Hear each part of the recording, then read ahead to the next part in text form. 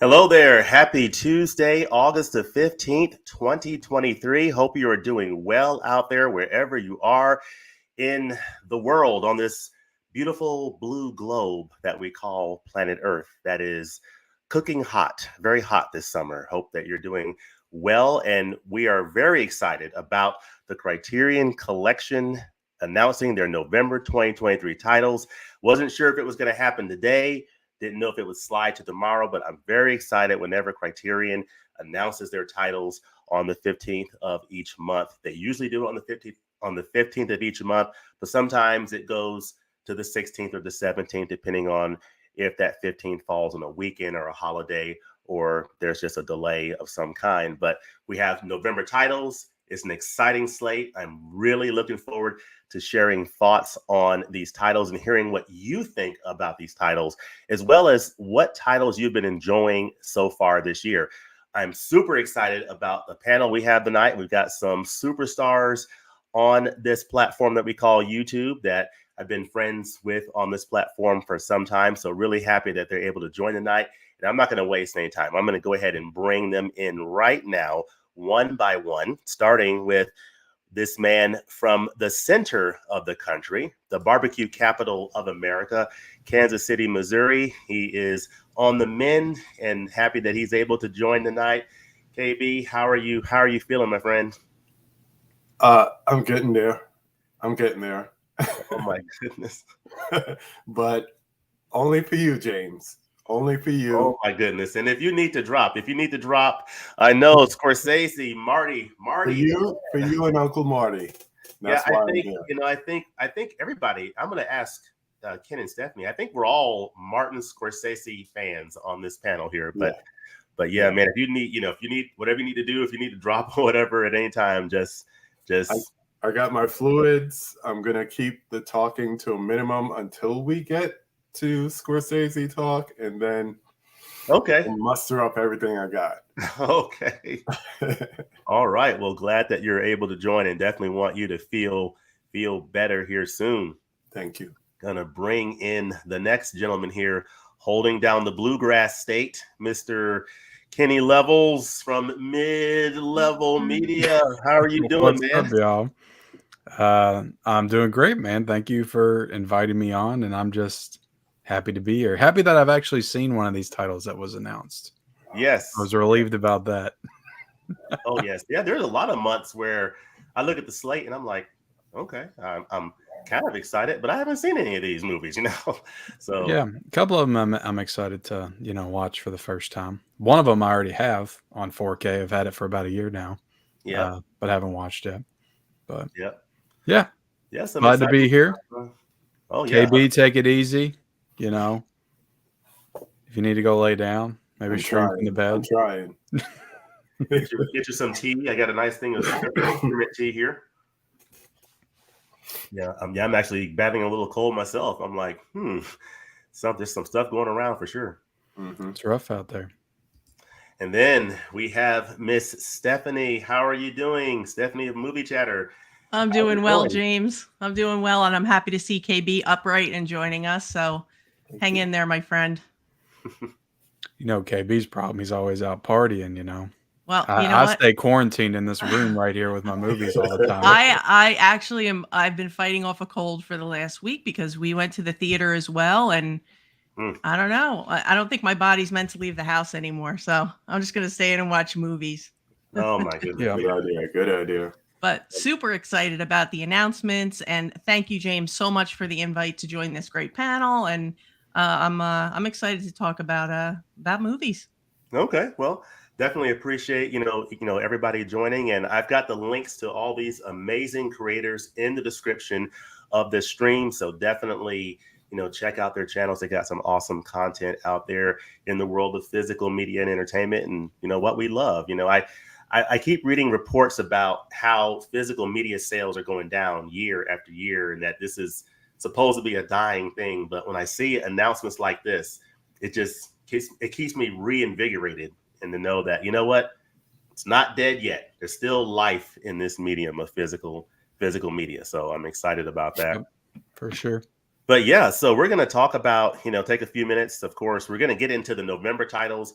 but I want to talk a little bit about what are some of the what are some of your favorite titles of the year so far, whether it's from Criterion or another label. What are some of your like couple of standout favorites of the year? We'll talk about that for a little bit, then we'll get into who's out there in the chat, and then we'll start diving into Criterion, what's recently come out and what's about to come out, including November. So what are some of your favorites of the year so far, Miss Stephanie? One that I really, really have enjoyed is the new release for Hugo. Oh, okay. And I think that is just a criminally I like to say underappreciated film, because I think the marketing is a little wonky on it. And I didn't know what it was for the longest time. I just thought it was a kids movie. Exactly. And I never went to go see it. Exactly. And really, when you get down to the nitty-gritty of it and you see it, it is a love letter to film and classic film and silent film. And it's just such an amazing movie. And I'm glad that it got highlighted by this new 4K release. And I just think it's a beautiful film. And I'm so happy to see everyone embracing it. But I really enjoyed it. Yeah, it was so good. And I think a lot of people are surprised by their reaction, because they were, assuming the cover art for the original release wasn't the best. It was really lending itself to look like it was a kid's film. Yeah. So I think a lot of people just took a pass on it, even though it was a Scorsese film. They took a pass on it, and now it's being rediscovered. And I just think that's one of the amazing things, one of many of the amazing things about film. And another movie that just highlights the range of a Martin Scorsese. Exactly. Because you wouldn't know it was him if it wasn't on the back. Yeah. Exactly. But like, he shows his love of film, and I tell everyone that I know who's a film fan and a film enthusiast, I'm like, give it a chance, because it's not what you would think. And I am so excited with all the imprint releases, and Indicator just released a new box set that'll be good for the Halloween time. And I just think that even though people like to say physical media is dying, I think it's just changing, and I think we're going more to like a boutique style. Yeah. And maybe the in-store experience is, falling by the wayside a bit. But I think there's so much out there. Like, Ken, you do your report every week. There's so many titles every week that are being released, and you're not always going to find them in Slows down, yeah. I'll know it. Huh? It doesn't feel like it's slowing down. Yeah. Oh, exactly. And I mean, you do the audit too, so it's not slowing down. I'm surrounded by it on this desk right here. I got all kinds of stuff to get into. But I love companies like Imprint and the Vinegar Syndrome partner labels and things like that. And I think it's breathing new life into something that maybe just needed a refresh and a reboot. Yeah. But I'm just excited about all of it. So on to you guys. I gotta watch my Hugo 4K copy. When I originally ordered it, I got the Blu-ray, so I had to return that. Right. But then I found I remember that in Barnes and Noble at 50% off, so it kind of worked out. So I'm looking forward to watching that copy of it. Yeah, it's so good, and I'm so glad that people are like, "Wow, I never knew." And that's a great thing about movies. You can sit on it for years, and then you make this amazing discovery, and it changes your whole perspective. I just think it's great. Yeah, like I had bought it on Blu-ray, I think, at the Dollar Tree. I think it showed up there, and I got it for like $1, but I'd still yet to watch it because I wasn't really sure what it was. I just knew it was a Scorsese movie, and I remember when it came out. But yeah, it came out around the same time. I feel like 10/10 or something came out. Yeah, a month apart. And I kind of saw them as like the same type of movie, and they're not. I got them a little bit confused, and one of them's actually animated, one of them's not. Yeah.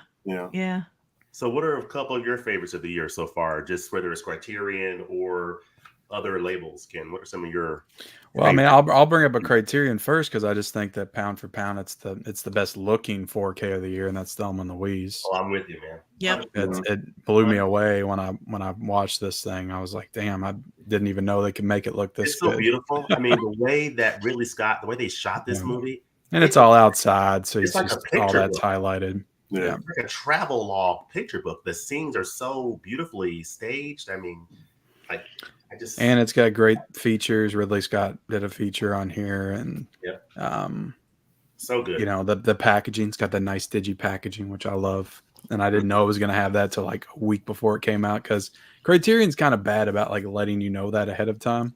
Yeah. Like, I don't feel like they ever really highlight that. Like, I don't know if Mean Streets is going to be a digipack or not. Because we didn't know about Malcolm X last year until like right before it came out. Not Right. like, oh, that's a digipack. Yeah. But yeah, that's a good one. Other than that, I really dug this Arrow video box set. This Enter the Video Store. A lot of people have been digging it. And I think it went back in stock on some sites. People were able to pick it up again, but it's a great box set, and you get into it, and all the movies were really fun. It's a mix of like horror, sci-fi, some fantasy stuff in there as well, all from the 80s under the Empire label. But yeah, it has all the individual cases on the inside. The value in this set is incredible because like by themselves, these discs would be like $27 or $28. And this set was going for like $50 or $60 for 5 movies inside of it. So that's definitely one of my favorites of the year. But also, I haven't reviewed it yet. I plan to, but I just got done watching all the movies in this Blood Money set. Oh, cool. And I don't know how you all feel about spaghetti westerns, Italian westerns, but I love them. Like every single one I watch, like I've loved. And these movies are incredible, especially the last one. Metallo Kill Him was just freaking insane. Kind of reminded me of like a Rob Zombie film in certain parts, like the Firefly trilogy. I think it was made like 1969, but all the movies are super solid, and I enjoyed this box set a lot. And I think every single one's got like commentaries and new special features and stuff in it as well. And this thing's going for like $50 right now. Okay. So cool beans. Yep, those are some of my favorites. I think Arrow's killing it this year.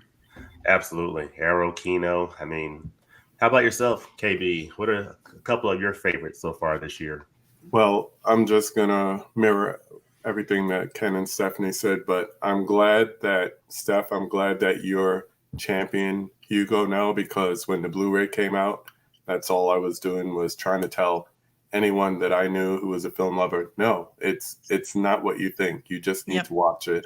I'm not going to tell you. And then he was like, that's a guy, trip to the moon, blah, blah, blah. I'm like, yeah. If you know that, you should love Hugo. So I'm glad that someone's doing it now. But I will slightly disagree with you, Ken, when you say that Arrow's killing it. I'm on the side of James and saying the first half of the year, they were kind of slacking. Now that we're into July and August and going forward, now it's like gangbusters. Some of the things that they're announcing, I'm really I have to go back and reassess because I feel like they had some good stuff at the beginning. I can't remember exactly everything they had, but from that video store box on is where they really started like putting it together. But it's just making me excited for the latter half of the year. I mean, they're giving me 2 of my most anticipated right now with the Psycho box set and Hellraiser, like back-to-back months. I can't wait for both of those. Both 4K sets, too. For me, it's more of a turn towards boutique labels. Like you said, indicated imprint. I'm a second sight fanatic, so anything they put out, I'm on. Even the Region B stuff. They did Tangerine earlier this year, Monster. But I'm also liking the way studios are starting to pay attention, and they're kind of got both of these in the mail. Oh, May? Yeah. I broke down and ordered those like right before they sold out. I like the way studios are looking at the boutiques and trying to mimic them, with everything from Paramount Plus to like, icon editions at Walmart. Little things like that means they're putting more quality into their releases. So we're the ones that benefit. So I'm liking that, but I'm looking forward to like September, October, and of course November releases for all the boutique titles. Like Ken said, Psycho release, It Follows. That's probably my most anticipated for the they pushed that out of August, so now we gotta wait till mid-September. What is it, 9/11 now? I think so. Around there. So yeah, I'm looking more towards the boutique. Just keep going strong for the rest of the year, and and Criterion as well. Thelma and Louise, and then everything else that they release and about to release as well. Yeah. I mean, there's been a lot of great stuff so far this year. I mean, I'm really enjoying that Bruce Lee at Golden Harvest set from Arrow. That could end up being my overall favorite release of the year. I mean, it's pretty incredible. I mean, I am just enjoying going to that set so far. The Renowned Westerns Criterion set, really good. Of course, Thelma and Louise. I'm going to grab that Renowned set in November for sure. Me too. It's very enjoyable. After Hours was a nice discovery for me. Another Martin Scorsese. Yeah, that was a good one. I mean, I think, I really enjoyed Mildred Pierce. This is a first time watch for me. That's a great one. I actually got my wife to watch this, and she never goes back and watches it. She enjoyed it. She enjoyed it a lot too. Yeah, I didn't do the Blu-ray 4K upgrade yet. Luckily, I didn't have it, so I picked this up in the flash sale, and so yeah, the 4K looked great. All black and white movies look great in 4K. And a lot of times people are upset about these 4K upgrades, but I think, for those who are new to Criterion, it's awesome because they get to experience Mildred Pierce for the first time on 4K. That they didn't buy the original Blu-ray. And I mean, when did Mildred Pierce come out? Was it like maybe? It says 860, so that was about 5 years ago. Probably. About 5 years ago, yeah. Some people get upset about them though when it's like 10 or 11 years, and I'm like, that's everybody's upgrading. So you don't get upset about it when a studio upgrades. So why are you upset when a boutique doesn't? Yeah. And then Kino's been doing a great job. I mean, I love the Manchurian Candidate, Marathon Man, Taking of Pelham 123. Just examples of some really nice Kino 4Ks that have come out. Marathon. Did you hold up Marathon Man? Yeah, Marathon. That was a really nice surprise for me because I love that movie. Loved it. Pelham 123. I just got that, KB. I just got that too. So good. I'm gonna try to watch it this week, but I don't know. I'll get to it. So yeah, a lot of great stuff coming out in the world of physical media. It's been a great year so far, even though we know the general trend, but there's still a lot of great things happening in physical media. I'm going to drop into these comments here, and then we're going to dive right into these Criterion titles in terms of, hey, what's coming out now this month, what's coming out September, October, and then what are we excited about for November? So how many people we have out here? We have 61 people out here in this chat. So I want to acknowledge, of course, usually the first one in is Mr. Adrian James. How are you doing, Adrian? We have Jordo out there. What's Johnny saying hello to Jordo? We have Culture Trini in the house. Hello, Culture. And Jordo saying, look at KB coming out to show that Marty 4K love. That's right. And braving through the, oh, yes. Bro, I'm upgrading and completing my Scorsese filmography this year. And it was a great year to choose to do it. That's all I'm going to say. Oh, yeah. All these upgrades, all these releases. I love it. And all four of us, are we all like Team Marty? Are we all Marty Scorsese? Oh, yeah. Yeah. Double thumbs up. Yep. That's awesome. Yeah. He's one of the best. I mean, he's just up there for me. Adrian saying hey to KB. We have Tony from Basement Blues, my neighbor, a little bit north of here. Mr. Tony in the house, saying hi to KB. Thank you, everybody. See, Jordo, glad you're here. With me the same without you. See, the king of conversation is here. Yes, indeed. Get well soon, says Gungshi. A lot of well wishes to Mr. KB. Adrian saying hello to Ken. Lane, looking forward to Mean Streets. Yeah, Mean Streets probably is going to be maybe the most popular title of the month. Looking forward to that. But I'm excited for the Jackie Chan box set. I'm a little excited for that as well. I really am.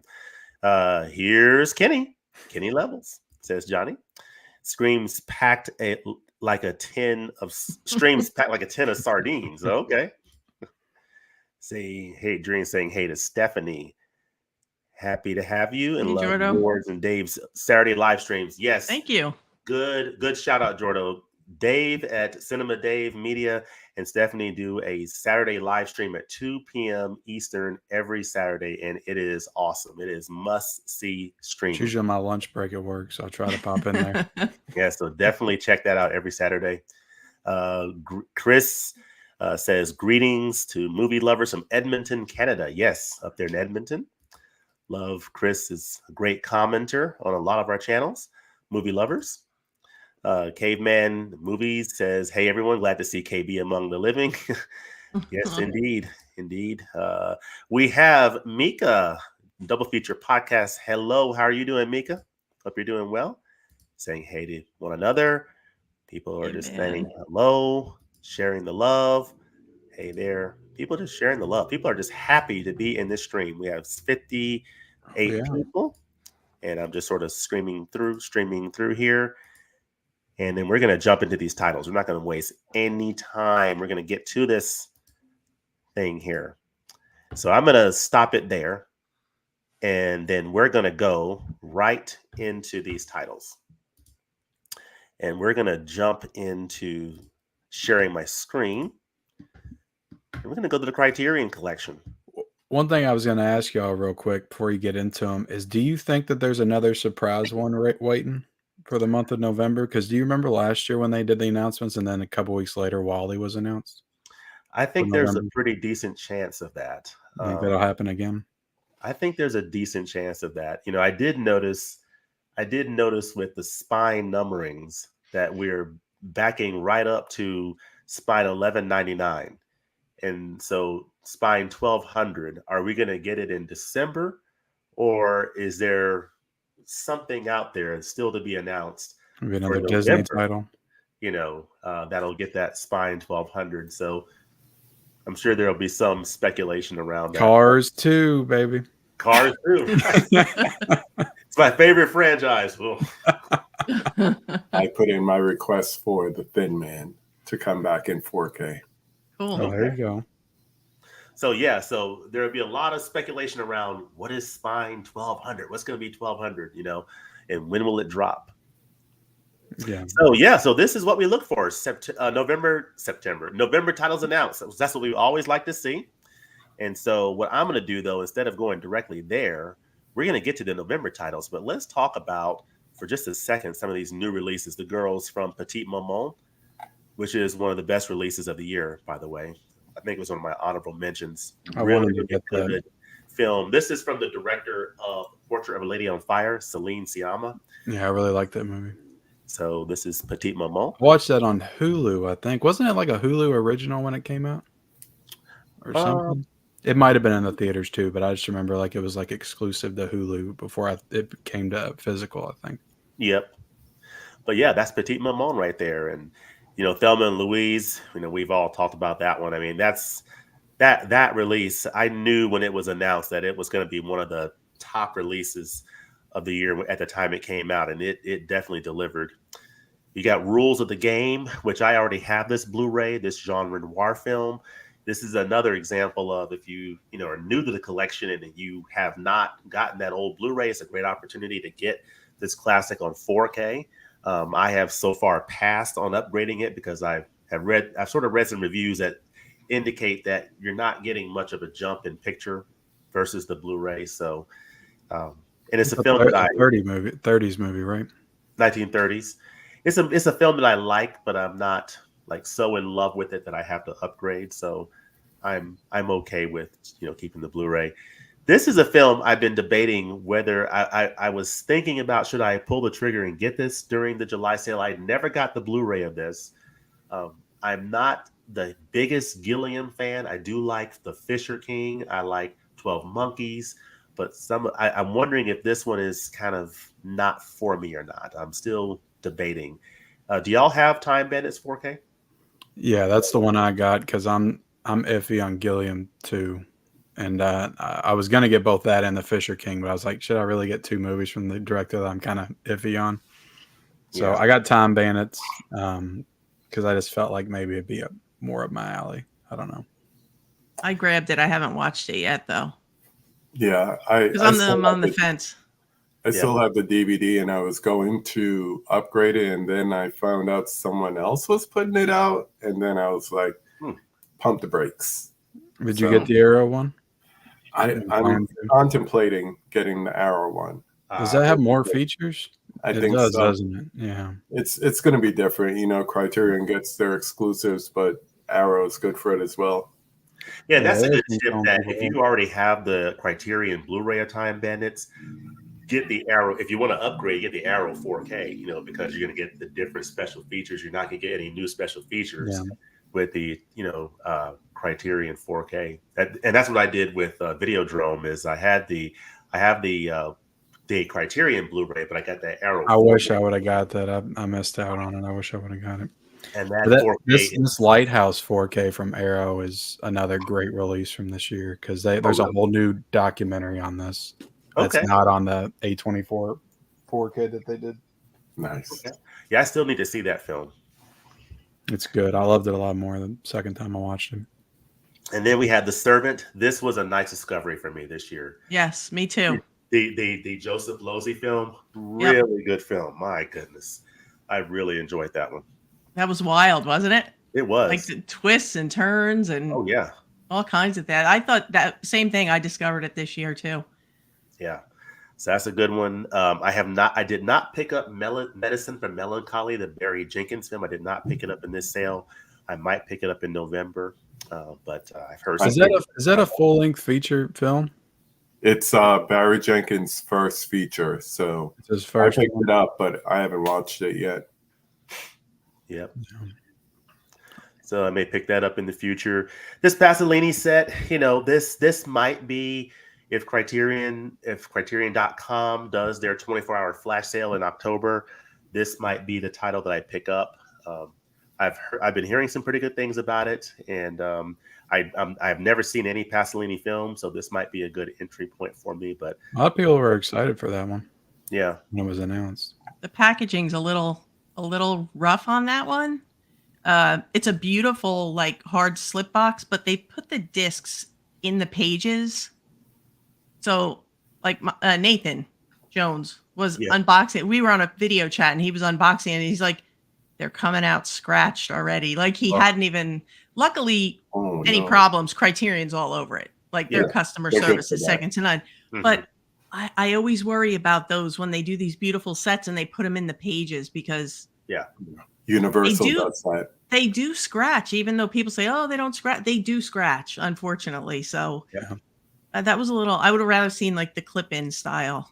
Are you talking about that? Or are you talking about like the Universal Monsters and Back to the Future, how they did it? No, I'm talking about the Pasolini set and like how they packaged to that.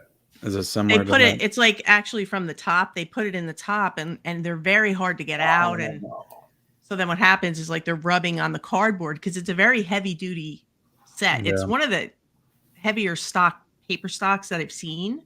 Okay, but that's like the Skywalker Saga, the big box set. It's like that. Oh, really? Yeah. Okay. So you're kind of. I mean, it might be fine, and like I said, they always stand behind their product 110%, but the packaging is a little, like Nathan said, you kind of have to take them, put them in a Blu-ray case somewhere, and then house the package somewhere else. But I wonder who they got coming up with the designs for this stuff. Yeah, they should hire us. We'd fix it. That's right. We'll fix it. What did you do with that Pasolini box set? We're getting all these customers. All these returns. We'll fix it. We got it. Discs. Whose idea was this? So then we have The Watermelon Woman. This is from Cheryl Dunye. So I've heard some good things about this release. That was a nice surprise. I think Cheryl Dunye is a genius. Okay. She's a very, very smart woman. She was very ahead of her time with this. The film itself feels a bit like maybe an indie student film. Mm-hmm.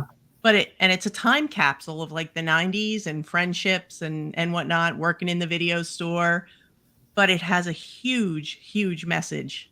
Yeah. And I'm not going to spoil it, but if you get into the special features, watch the movie. A lot of short films on here. Let me see. Yeah, 6 early short films from Dunye, which I always love when they include some of the short films from the filmmaker. And she is just so smart and just I mean I went wild looking for interviews with her on YouTube after I watched this movie, so I was so happy to see it come to the collection. Yep. That's Cheryl Dunye. So I'll have to check that one out at some point. This one here is one of my favorites of the year, After Hours, Scorsese. Different kind of Scorsese film. I literally cannot wait to rewatch this one because I really enjoyed this film and really appreciated the connection of this film to another film that I saw recently called Chilly Scenes of Winter, with some of the same producers and actors appearing in, who appeared in this movie, appeared in After Hours. So, Griffin Dunn, he was one of the producers of Chilly Scenes of Winter with Amy Robinson. And of course, he starred in After Hours.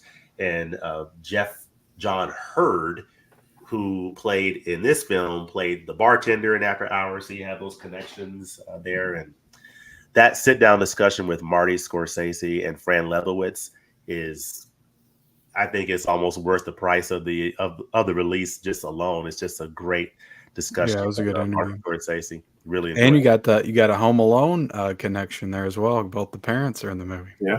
Oh, yeah. John Hurd and Catherine O'Hara. Okay. Yeah.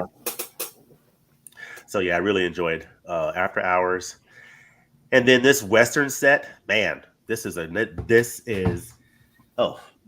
sorry, my mouse dropped, so it clicked on it. So this Western set, the renowned Westerns by Bud Bedecker, starring Randolph Scott. Very nice discovery. I'd never seen any of these films. Never seen a Randolph Scott film. Wasn't familiar with Bud Bedecker, but it's just one of the reasons why I really enjoy Criterion, is just discovering filmmakers, films I never even heard of. I'm like, oh, okay, great, and I really enjoyed these. These all 4K. Yeah, all 4K, and nice. they look really nice. I mean, there's Westerns look great in 4K. That look rough, of course. Certain scenes look kind of rough, but there are a lot of scenes that are quite stunning, and overall the quality is very, very nice. They look really nice on 4K, and they don't hold you long. They're all about 75 minutes a piece, and Yeah, I watched a couple of Randolph Scott films in the Mill Creek release that came out, and I had a pretty good time with them. Yep. So that is through. Let's see. Oh, then we have, of course, Breathless, the Jean-Luc Godard film. Of course, Jean-Luc Godard moved on to the next phase last year. So we lost Jean-Luc Godard, French Wave director, and this is one of his brilliant films. I actually upgraded it from my Blu-ray copy, and I've been pretty pleased with the little step up in quality of this black and white film. It looks very, very nice on that 4K. So I was very happy with that upgrade. And then One False Move, very nice. I've really been enjoying sort of seeing the commonalities in some of these releases, like One False Move, Weird Science, seeing the late great Bill Paxton in totally different roles in totally different movies. Seeing him, in One False Move, with Billy Bob Thornton and Cinda Williams and Michael Beach in this really neat little film from Carl Franklin on 4K. And then also seeing Weird Science, which I have back here somewhere that I won't pull, I guess, but really enjoyed seeing that film. I think I agree with you, Ken. I think that's my favorite John Hughes movie. I love The Breakfast Club. I'm surprised. Ferris Bueller, but I'm usually on an island with that one. Weird Science is just the bomb. I was just laughing. It's just a lot of fun. Yeah, it's just a fun, stupid movie. I mean, you have to suspend. I know he's got deeper films like The Breakfast Club and but even Planes, Trains, and Automobiles has a lot of heart to it. But I don't know. I just love the Weird Science. I've always loved it. Cool. And then Dreams. I'm thinking about upgrading this as well. I do have this on Blu-ray. I'm thinking about upgrading this 4K. This is Lake Kurosawa Films, a beautiful film. It's almost semi-autobiographical in some of the dreams from his childhood. It's a beautiful film. It's like a vignette of different dreams that he had as a child. You have Dim Sum here, which is from Wayne Wong, who is the director of Chan is Missing, which came out last year, which was a nice discovery.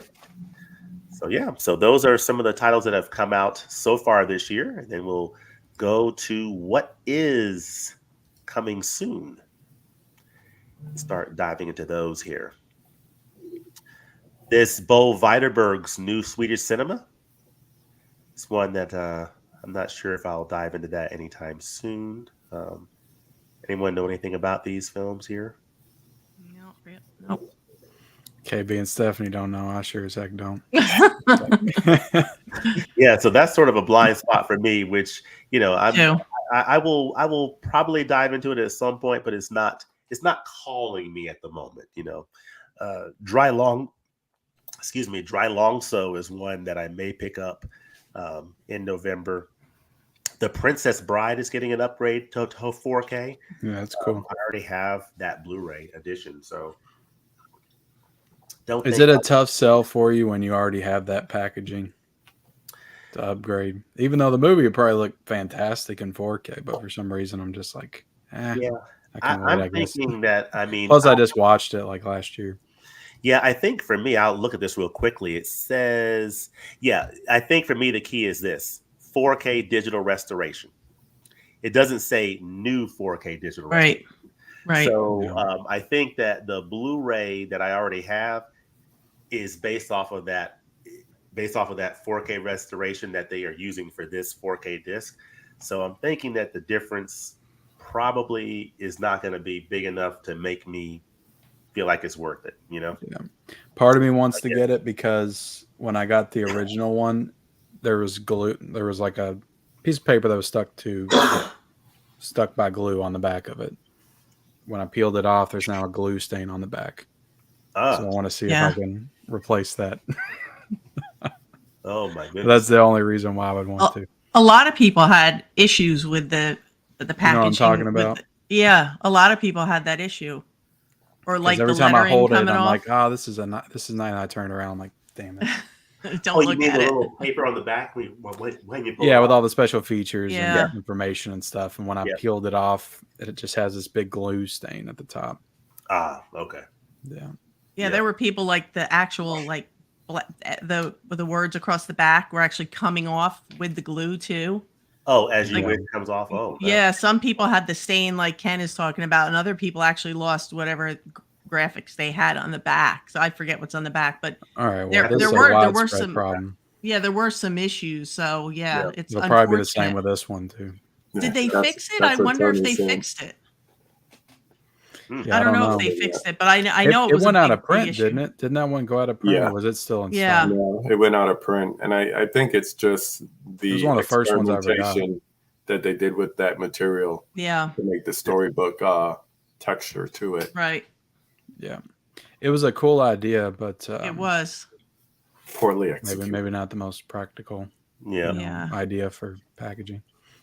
And then we have the Nicholas Roeg film Walkabout. I've seen his other film, Don't Look Now, which is getting a 4K upgrade. This is another 4K upgrade from the same director. This is a film. Oh, cool. I didn't know he also directed that. Yeah, so this is Walkabout. So I never picked up the Blu-ray of this, so this might be one I pick up in November. I've heard pretty good things about it, so we shall see. This one here is one I'm definitely picking up. Probably not waiting for it. Well, not probably. I'm not waiting for November. I'm picking it up next month. It's The Trial. This is the Orson Welles film starring Anthony Perkins. KB's. There's some controversy with that one because everybody's saying that I know 1KB's holding up from Studio Canal, right? Yeah, this is the UK version. That one has HDR and the Criterion doesn't.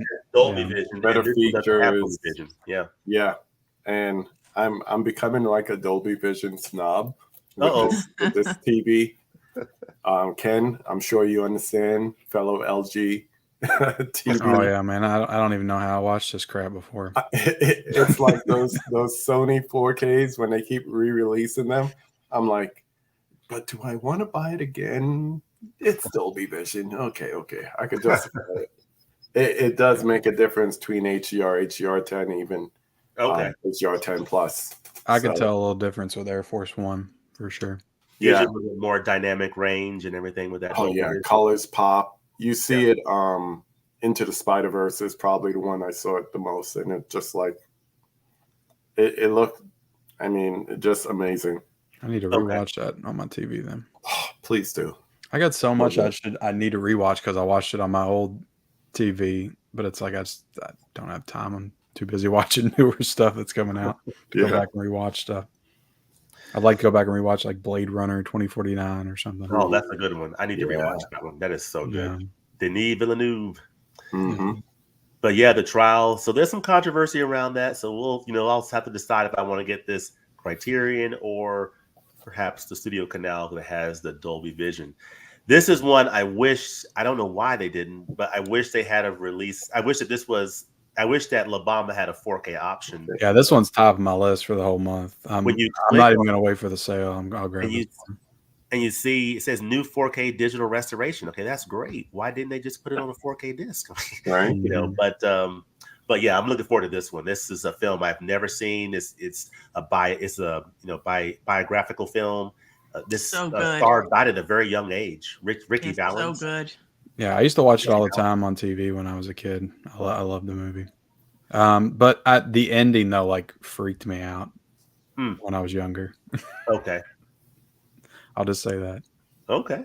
Well, yeah, I'm looking forward to seeing it. And La Bamba, Lou Diamond Phillips. Let's go. Yeah, it's a great movie. And then we have Moon Age Dream. I love these musical films that Criterion puts out. This is about what's his name? David Bowie. David Bowie. Sorry, yep. David Bowie. So I'm looking forward to that. Moon Age Dream. And then we have Don't Look Now, which was out of print. One of those Paramount films that was out of print for a while with that whole Paramount situation that's now coming back in the collection. We have another one of those for November. That's the Blu-ray I found at a Peddler's Mall for $1. I got Don't Look Now for $1 on Blu-ray. But I'll upgrade it for sure. Yeah, so I love that movie. 4K. Donald Sutherland and Julie Christie. Yeah, it's great. And then Videodrome is getting a 4K release, which is awesome. I will not be getting this because I already have the Criterion Blu-ray and I have the Arrow 4K. But if you happen to have, you got the best version, probably. If you have the Arrow Blu-ray, if it exists of Videodrome, then definitely get this Criterion 4K. James, I think you should get this one, because you're a big Criterion guy, and then maybe I can take that Arrow one off your hands if you want to do that. But yeah, that Arrow one is sweet. I mean, I'm so happy with that upgrade. It just looks fantastic on 4K. Yeah. And then this Freaks, a lot of people are really excited about this Todd Browning set. That's awesome. Well, I'm stuck on my little DVD here, so I'm very, very excited about that one. That's a very cool release right there. Yeah, so that's going to be a pretty popular one, I think, coming up here. And then we have these Janus contemporary titles that are coming out. It'll be interesting to see, how this is like a lower cost line, Blu-ray line that they're putting out of international films that they're putting out through their Janus label in the theaters. And which is cool, $29.95, I think it's the price point. They're not doing a lot of special features or anything, just maybe an interview here or there, and just putting out the movies on nice quality without putting a lot of special features or frou-frou in there. Just put them out there, and these too. Are you guys familiar with this filmmaker? He's Iranian. Which one? The Innocent? The No Bears. Oh, No Bears. Jafar Panahi. Jafar Panahi. Yeah. He is banned from making films in Iran, and he lives in Iran. And he has several. One of his films I saw was called The Taxi. The other one might be called Three Faces, and then this is his latest one, No Bears. And actually, this one he was in Iran, and the film takes place in Turkey. Oh. And he has to shoot everything like guerrilla style because he is banned by the government from filmmaking. Oh, wow. And he is such a talented man. It's amazing what he can pull off. And if you get a chance, this is a really nice opportunity. I think this one is region B locked. But with this one, it's a nice opportunity for $23, $24 to get to know a really cool filmmaker without putting out $40 for a new release. Yeah, he's been banned from filmmaking by the government since 2010. Yeah, so he's amazing. Banned, but he's still there making movies. He does everything guerrilla style, and he's so talented. I highly recommend it, and I would have loved to have seen it get an actual Criterion release, but I'll take this. Mm-hmm. And I just think that it's fascinating what he is able to do, and I know a lot of people don't know about him, but it's definitely worth looking into, and I'm glad that I mean, I know this line is experimental, but who knows? Maybe it'll end up in the collection. But he's definitely a man worth checking out. Yeah, this one very cool. I mean, they're offering, of course, a Blu-ray $29.99, but it's on the website at $23.96. Also offering it on DVD, which is another good option for people. That's something people have been looking at in terms of some of these releases from Criterion, not having Blu-ray or DVD options anymore. Right. A lot of people are still, they just collect DVD, and so that's something people look out for. But this is available on Blu-ray and DVD, and on the special features, it does have an interview with a filmmaker here about the director's work, and then also Panahi speaks from prison, so that's interesting. So he's got a long story behind him, but he's incredible. What happens when the government figures out he made a movie, though? Does he go to jail for a little bit? He goes into hiding. I think it's more like going into hiding. I got onto him. Put it out under an alias. I got into him after watching A Separation, and I just wanted more filmmaking like that. So then I saw Taxi and I saw The Circle. And those two movies are just excellent. So just, you have some people that want to know international film that's just a little bit left of center. So it's always good to have that in your back pocket. Say, hey, have you seen A Separation? And you might like this as well. So that was another excellent film, A Separation. Mm-hmm. And then, of course, we have EO coming out. This is from Jerzy Skolanowski. So I don't know a whole lot about this film, but I know that this is one that a lot of people are excited about. So that's coming out in October as well. So these are the three Janus contemporary titles: EO, No Bears, and The Innocent. So we'll see how those do, and I might pick up one or two of those titles. I'm definitely intrigued by this one here that you point out, Stephanie. I may pick up No Bears. He's worth checking out. Yeah. And then we get into the last couple ones for October being The Others. Was very surprised about this last month, and I'm very excited about this. This is an excellent film. Starring Nicole Kidman, that is one of those films that you want to go in really just not knowing anything at all. You just want to just experience the film and just let it wash over you. It's just it's a beautiful, fascinating story. I mean, it just leaves you like, whoa, And I'm looking forward to seeing how this looks on 4K. This is coming out on 4K Ultra HD. I'm not sure. I don't think it's getting HDR though. It's another one where they didn't include it. I'm not really sure what goes into the decision behind that. Yeah. They make it sound like a director's decision, but who knows? Yeah, so that's getting a 4K, no HDR. So, Do you think it's because it's a movie that's very dark? Maybe they didn't want to add to that? Maybe. Because sometimes the HDR can make it a little too dark. Yeah. Could be. And then this one here is one that I'm fascinated by that I will probably be picking up, called Nanny. That's coming out it's coming out on Halloween on October 31st. So right before the newer movie, isn't it? No, isn't that a remake of a Bette Davis film? Am I mistaken? Because I know the Bette Davis film. I don't know if it's called The Nanny or Nanny, but I don't know if this is a remake or an original. I'm unsure about that. I'm investigating. Okay. Yeah, definitely. It could be. Because I know it's a newer release. I just I wasn't sure if it was a retelling or if it's completely different. But it seemed very similar when I read the synopsis. Yep. Yeah, it could be. I mean, if it is, it's great because the one with Bette Davis is phenomenal. Yep.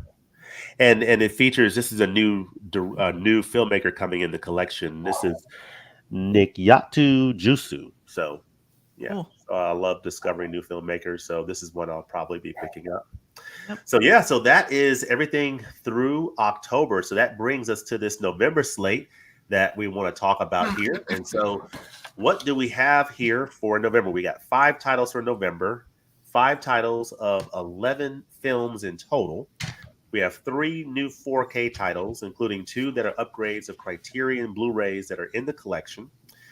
we're getting 3 new filmmakers. So those new filmmakers are some of the directors for some of the 3 of the 6 films in the Jackie Chan set.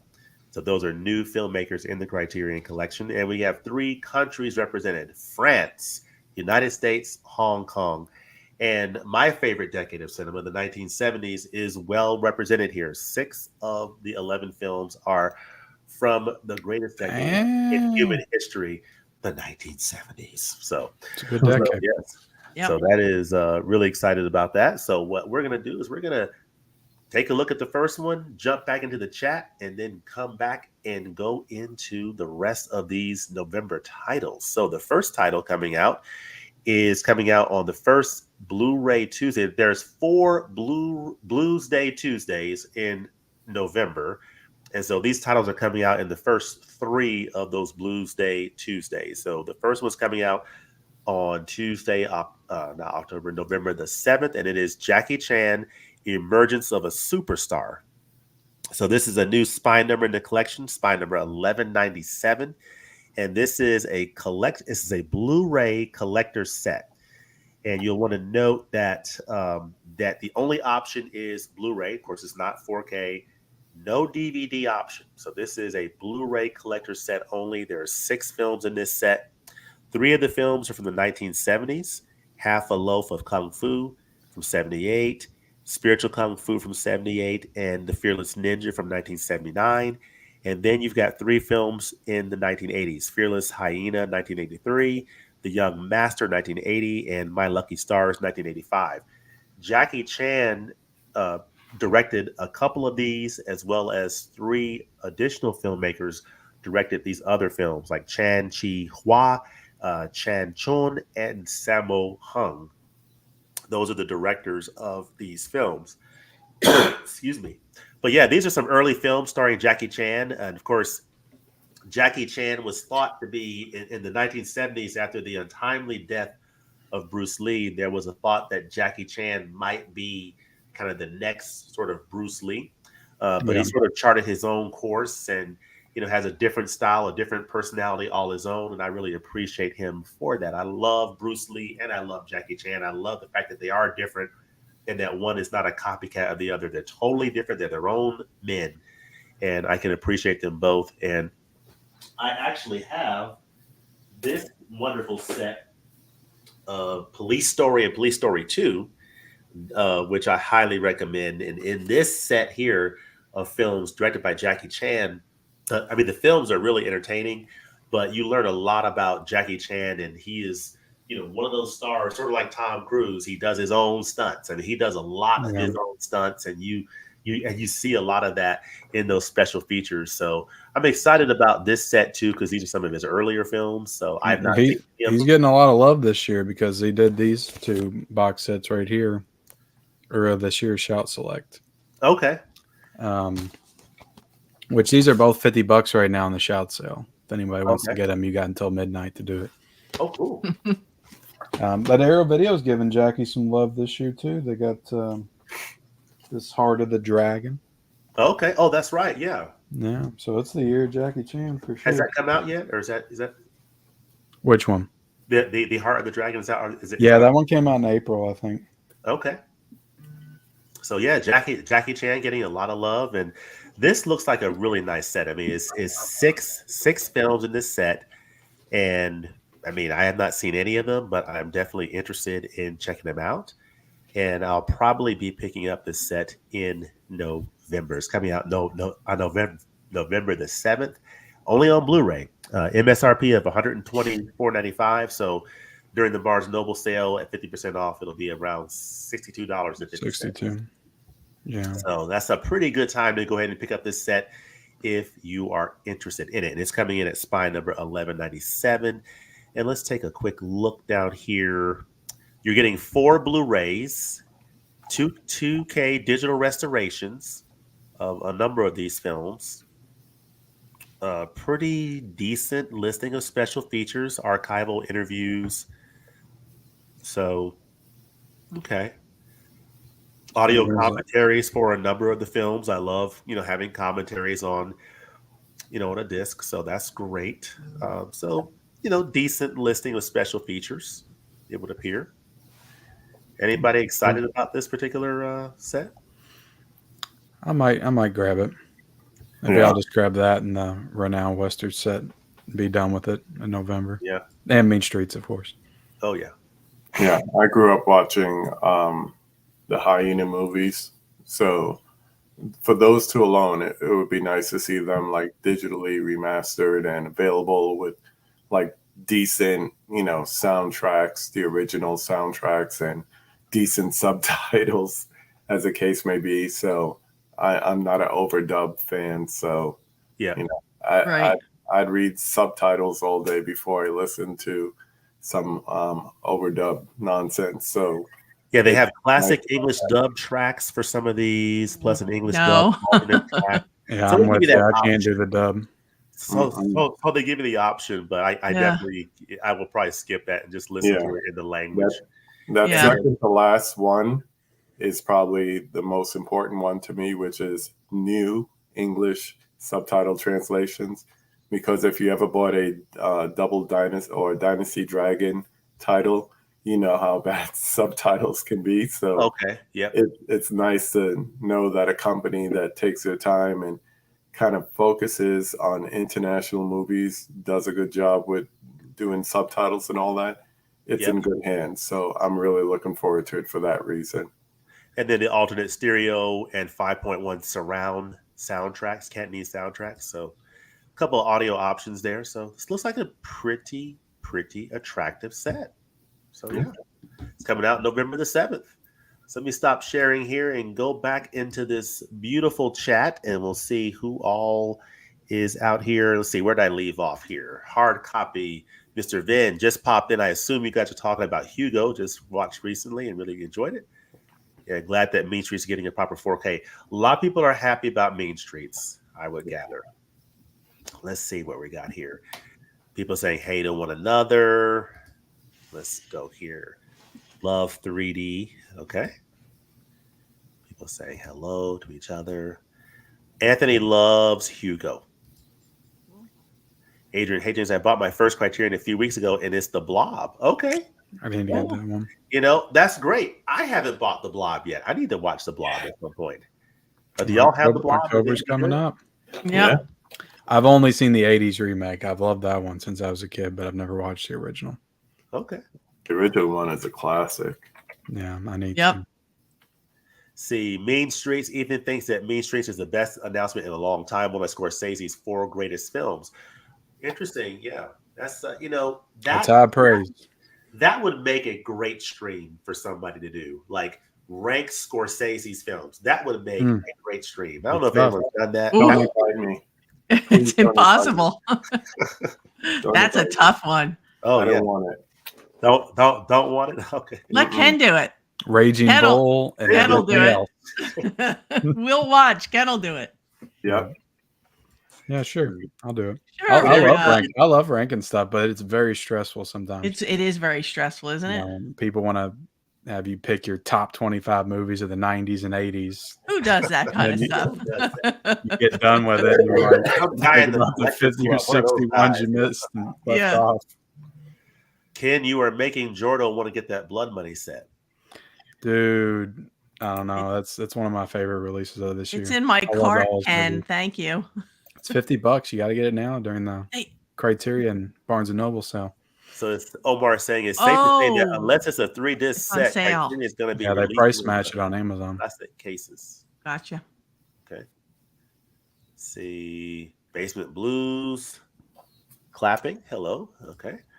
Mildred Pierce. Yeah, it's a great film, and I mean, the acting is great. I mean, the daughter is just the daughter from Hades. I mean, she's awful, but yeah.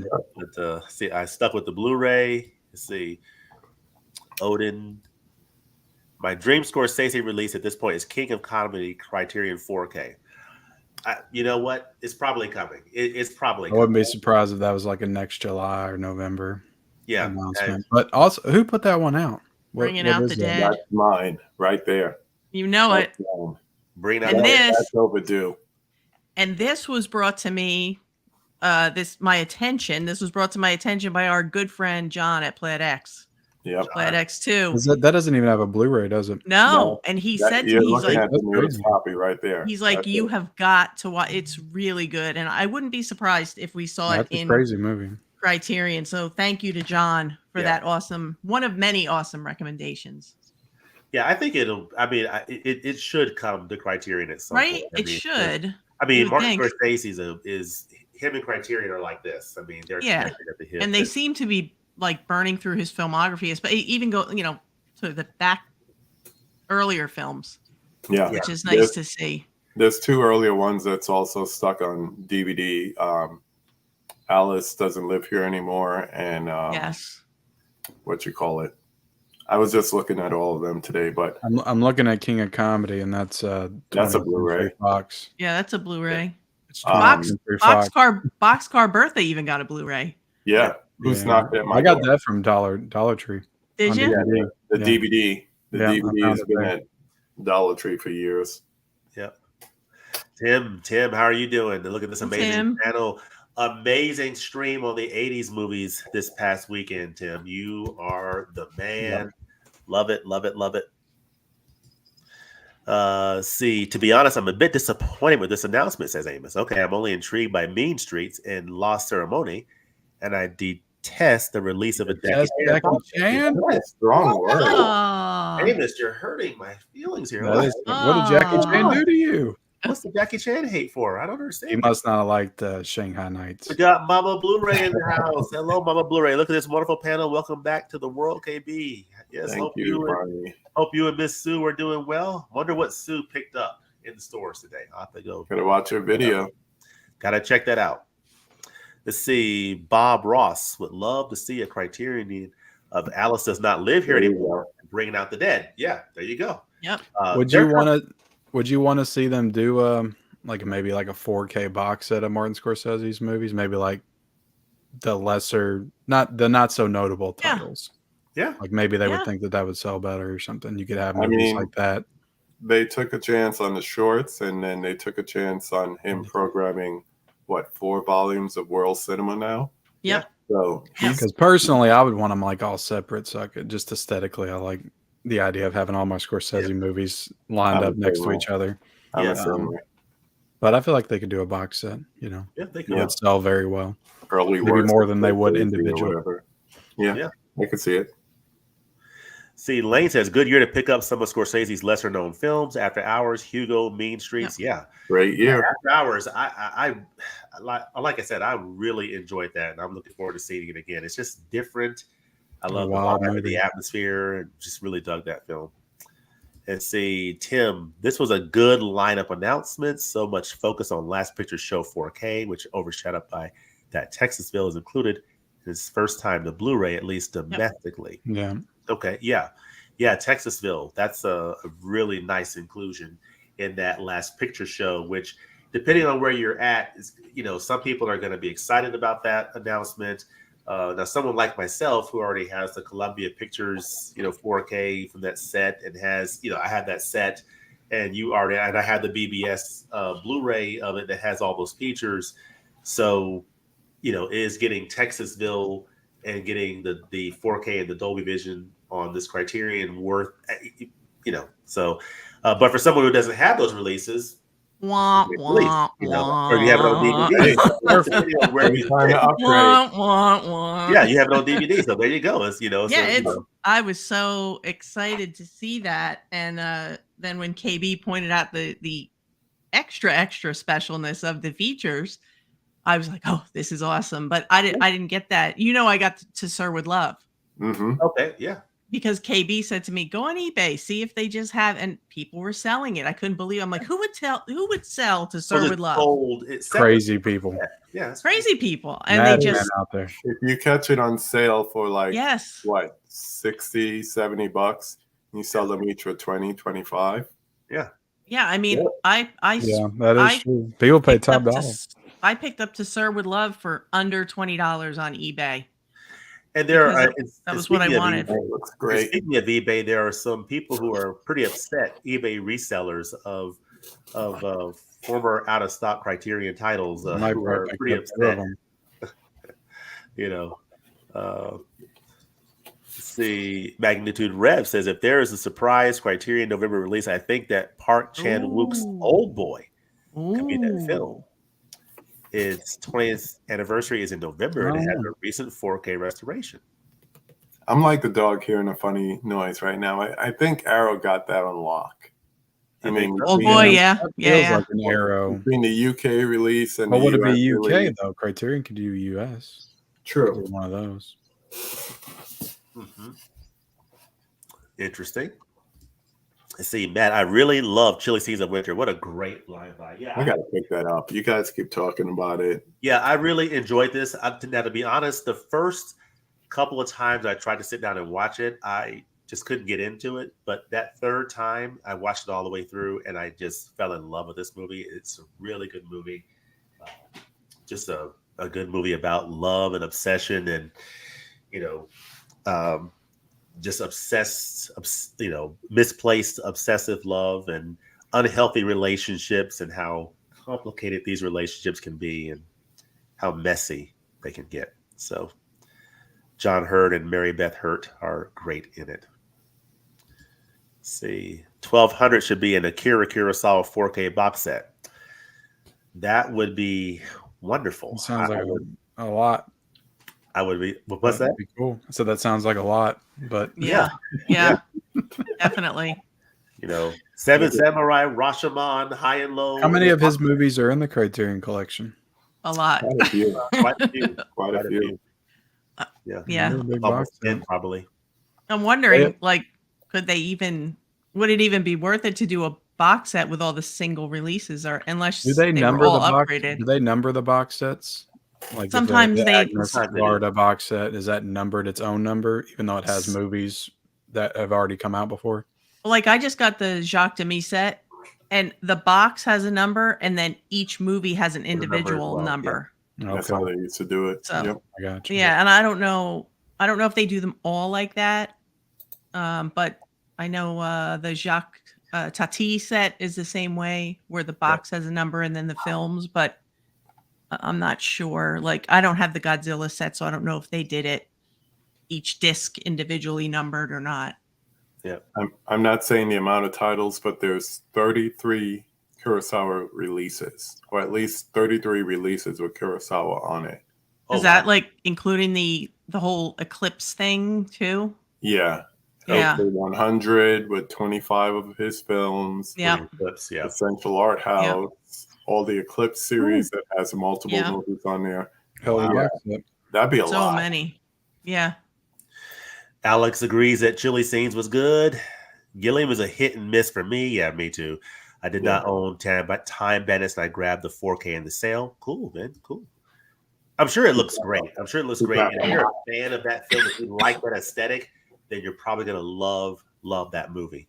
And it has one of those rare lenticular slips, one of those rare slips is lenticular. So that's cool.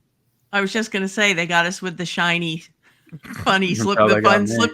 I saw Ken, he's showing it, and I'm like, damn it, Ken. He's showing the lenticular. I'm like, you want to get it? Yeah. I'm like, all right, look who's going shopping. And off I went. That agrees with Alex. Let's see. Tim, what's Tim saying here? I'm really needing some more classic Hollywood 30s, 50s from Criterion. Okay. We don't get as much of that these days. Yeah. Well, in this announcement here, we got films from 1971, the Last Picture Show, up to 95 with this Lost Ceremony. So it's staying in the 70s, 80s, and 90s. So who's going to do Sunset Boulevard? That feels like a Criterion. Oh, man. Wouldn't that be a great? I think that's Warner Brothers though. So it feels like they'll do that because they've been doing a lot of their classic stuff. Sunset Boulevard, Third Man, Spellbound, the only missing Hitchcock that we haven't seen. Yeah. Any kind of digital upgrade outside of North by Northwest. Yeah. But at least I got a Blu-ray. Yeah. Need them all. That just feels like a big 4K Criterion announcement. Yeah. Sunset Boulevard. That would be wonderful. Would love that. And No Country for Old Men. I keep hoping for that, but we're supposed to be getting There Will Be Blood. There Will Be Blood. That's still rumored though, right? It's still rumored, or No, it's on there. It's on Blu-ray.com. Yeah, it's it pretty is now? legit. Okay. Yeah. Matt agrees with Tim. Everybody agrees with Tim. Getting Arrow's Time Bandits 4K for sure. Okay. Let's see. Cinema Dave. How are you doing, Cinema Dave? Hey, Dave. Hope you're doing well out there. Let's see. Tim. Alex says, yes, so Tim, good thing Warner Archive just keeps cranking out that era. Yeah, I got this in today because it was $8 on Amazon. It's a Fritz Lang movie. I've never seen it. Gary? Yeah. Yeah. Pretty good. You know, I picked up The Lost Weekend, the Billy Wilder film. I still have not seen that yet. That's from 1945, I think. I think it won Best Picture. I need to watch that. So, you know, these labels, you know, if you're not getting it from Criterion, Kino's doing something, Arrow's doing something. There's, you know, everybody's kind of filling it in somewhere. So, love that. Eras, I should say. See, just wanted to say hello. Hello. I'm excited for Main Streets. Hello. And upgrades for Days of Heaven and Last Picture Show. Yeah. Yeah, we'll talk about the Days of Heaven upgrade. That should be an interesting upgrade, as well as Last Picture Show. So let's see. Alex, yeah, Warner Archive and Kino keep me going. I just saw Warner announce Christopher Strong with Katharine Hepburn. Okay, I've not even heard of that film. Christopher Strong. Huh. I've not even heard of that. I didn't hear about that announcement. Interesting. Chilly Scenes of Winter getting a lot of love. Deservedly so. Hello, David. Hey, fam. Hope you're all doing well. Hope you're feeling better, KB. Yep. Hope you're doing well out there in Arizona, Mr. David. Keeping that archive going. Let's see. Tony saying After Hours and Chilly Scenes are great to finally see. Yeah. Yeah, After Hours, Chilly Scenes getting a lot of love in this community. People saying hello to one another. This is cool. After Hours is the least Scorsese style film, a bit like Safdie style, but I did enjoy it too. Yeah. Very true. Yeah, and the story, I enjoyed the story of like where he was at in his career when he made this film in terms of Last Temptation of Christ was shelved at the time, and he was down and out, basically broke, living in New York City in an apartment and just trying to get his footing. He had just put out King of Comedy, and I guess it wasn't very successful or received very well. And, you know, Marty was kind of a dead man walking and trying to kind of revive, find his inspiration again. So, really interesting, seeing that. Let's see, All In on Westerns. Yes, that Blood Money set, the renowned Western set. Get them both.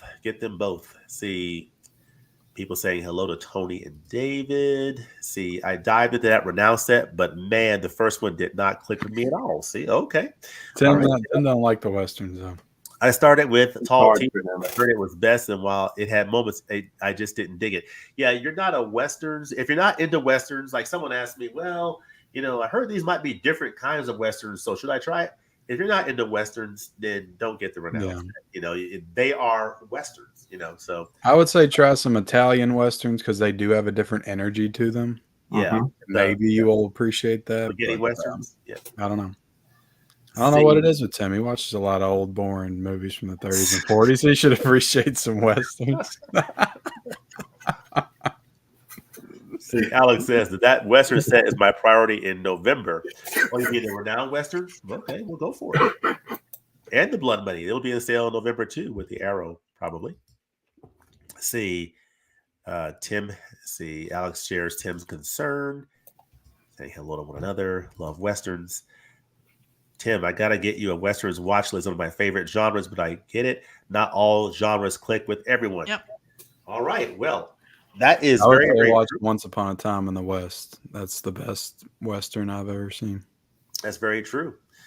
Well, we got more people in the chat, more chats, but we're going to jump back into these announcements and then go back through the chat, and then we will bring this plane on in here. So let's go ahead and share the screen and go back to the Criterion site.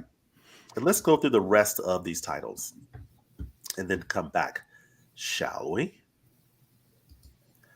Are y'all still seeing my screen? Yep. Yes, sir. Right. Yep. Yes. All right. Now, this is interesting here. The Last Picture Show. This is coming out. We got 2 titles coming out on November the 14th. This one here is a film by Peter Bogdanovich. It's called The Last Picture Show. And, this is a title that is a fascinating announcement. And it's going to hit people in different places because, of course, The Last Picture Show is part of this Blu-ray set called the America Lost and Found, the BBS Story box set, which is an excellent set, by the way. And of course, included in that is the Blu-ray, The Last Picture Show. And then, of course, I have the Columbia Classics 4K set, Volume 3. And it's got this 4K of The Last Picture Show. And it's got 2 versions of it in this 4K edition. And so now we have this Criterion announcement of The Last Picture Show. They're going to be releasing it on 4K, upgrading the Blu-ray that's in the BBS box set, is keeping the spine number 549 from that from the BBS box set. So it's spine number 5449 here on this little separate little casing here, which I like the way this is packaged because each film has its own little case, which is nice. And spine number 549. So that is in the BBS box set. So they're upgrading it to 4K. It's getting a 4K digital restoration of the director's cut with uncompressed monaural soundtrack. Now, it doesn't say new 4K restoration because I presume it's the same 4K restoration that was used for the 4K in this Columbia Classics set. So they're using the same restoration. But it is an upgrade over the Criterion Blu-ray, which was based off of at the time, a new restored high definition digital transfer. So it's going to definitely. Is that the only time it came out from Criterion, was just in that box set, or did it have a solo release before? Just in that box set. All right, so this is a movie that's only been released in a box set before. It's never got its own standalone release. Not from Criterion, yeah. Yeah, and that came out in, let me see, I think that came out in 2010, I think. So I think there's probably quite a few people that, never bought either box set that probably want to upgrade this one. Yeah, that Bethany down there included.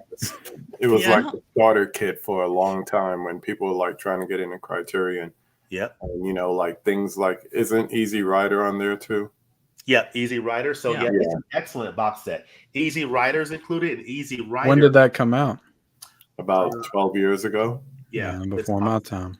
It's also got King of Marvin Gardens. It's got 5 Easy Pieces with Jack Nicholson, which has a separate release, standalone release also. So it's a nice set. It's an old set.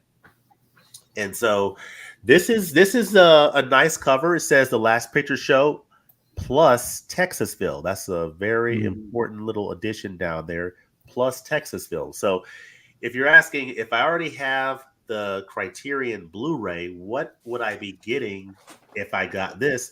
Well, you'd be getting this inclusion of this of this film Texasville, which is from 1990. So that's the sequel to The Last Picture Show. So you don't get that on the previous release, and it's also not in that Columbia Classics 4K release.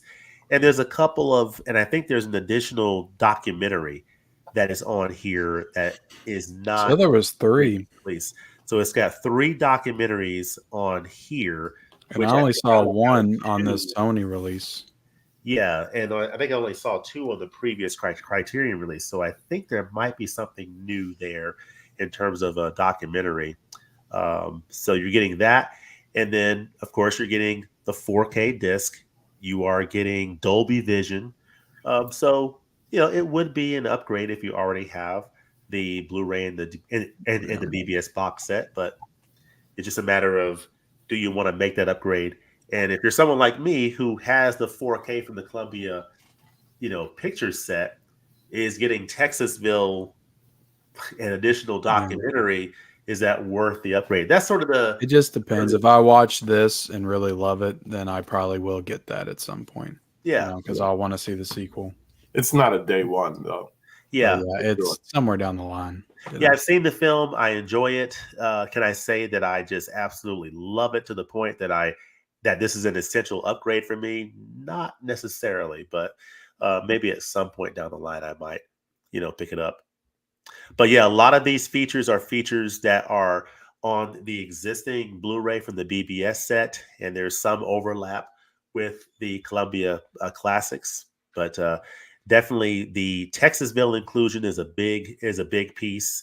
That hasn't been available on physical media. That has not been available on physical media for a long time, so that could be a big deal to a lot of people. So yeah, and it's available on 4K Blu-ray and Blu-ray, no DVD option. Pretty pricey on that one too. What's that?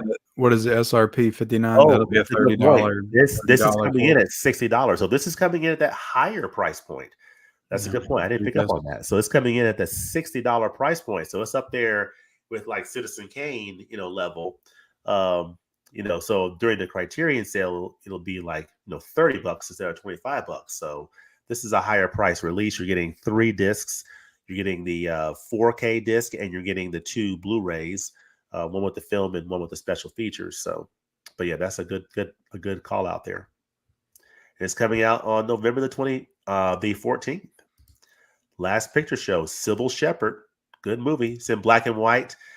They decided to shoot it in black and white for artistic purposes, even though, of course, at the time this movie came out, we were in color in 1971, but they decided to shoot it in black and white. Is the sequel in color? That's a good question. I'm not sure. That's a good question. Texasville. May have to look that up. But yeah, so that is the Last Picture Show. So I'm sure there's a lot of fans of this film that are out there. Now, this is a film here, Days of Heaven. This is also coming out on November the 14th. This is one of those titles from Criterion that I've told people for a long time that, I usually enjoyed blind buys from Criterion, but there were 2 titles that I honestly regretted buying at first. This was one of those titles until I recently rewatched it and I came around to it. Days of Heaven, I thought, man, I didn't enjoy that. I didn't enjoy that the first time I saw it. And also The Spy Who Came In From the Cold. Those were 2 titles that I just didn't really care for. I did rewatch Days of Heaven, and I come around to it, and I need to give The Spy Who Came In From the Cold another watch. But this is Terrence Malick's film from 1978, starring Richard Gere, and it is coming out on 4K Ultra HD.